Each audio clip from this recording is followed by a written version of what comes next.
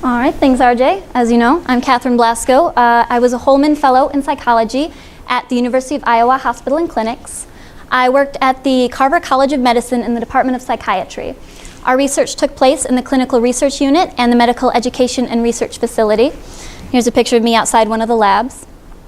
While there, I had the opportunity to work on two different projects. The main one was led by Dr. Jess Fedorowicz, and we looked at excess mortality in people with bipolar disorder due to vascular disease.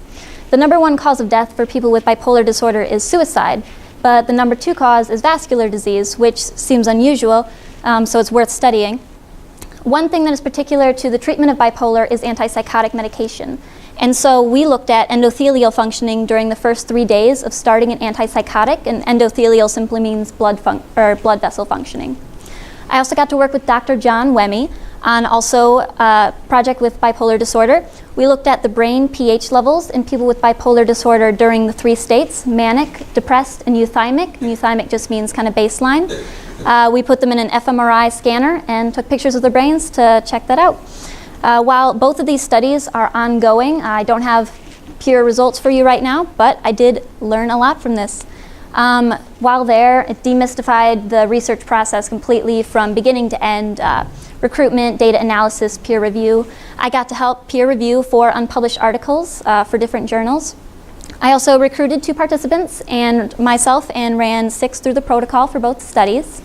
And also I went to a mental health conference in Ames, Iowa, and got to help create the poster for that and helped with recruitment. I learned a lot there. Intellectually, I learned how to assess and prevent suicide, especially important in a hospital in the ER. I learned the reasoning behind clinical evaluation questions and why some questions that we ask during interviews might seem unimportant but turn out to be crucial later. I learned about the instability of grant money. I didn't know how research was funded before I came to the hospital, but I soon found out about soft money and how unstable that can be. I also learned about the subtleties between mental diagnoses. A lot of symptoms overlap and it's easy to be misdiagnosed, so it's really important to ask the right questions. Professionally, I learned how to explain about these studies to both just everyday people and professionals inside of my field and outside of it.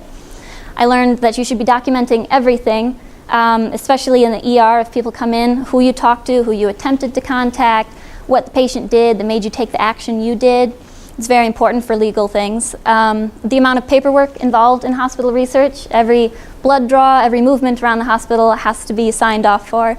And I learned about the laws within the healthcare system on the federal, the state, and the hospital-wide level.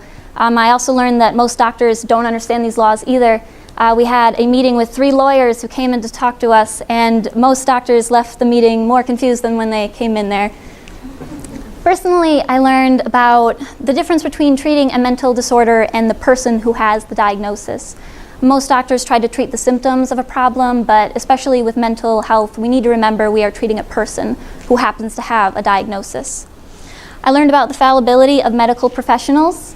They're people too, and as I said, there's a lot of overlap between symptoms, and if you ask the wrong questions or don't put in the right kind of effort and concentration, you can end up with a misdiagnosis, you can end up with the wrong treatment.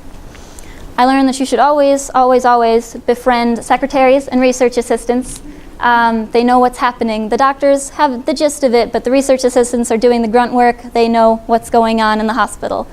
I also learned that not everyone displays the same symptoms, but they deserve the same help.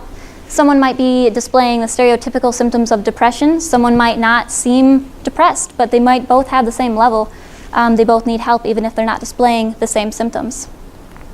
The impact of my fellowship, it affirmed my career as a clinical psychologist. It helped me gain confidence in asking hard questions. I learned it's very hard to look someone in the eye and ask, have you attempted suicide? It's very difficult during these interviews. It gave me an edge against job and graduate school applicants who don't have this interdisciplinary experience. I have clinical and research in psychology and also got to help with the Department of Epidemiology. And it set the bar by which I'll measure my future influence, effectiveness, and success. I worked with an amazing group of people. I couldn't have asked for a better fellowship experience, and I'd like to thank them. My site supervisor, Dr. Jess Fedorowicz, my team members, Lois Warren and Holly Gindis, and my faculty sponsor here at Cornell, Dr. Melinda Green. And thank you, Jess and Lois, for attending today. And that's it.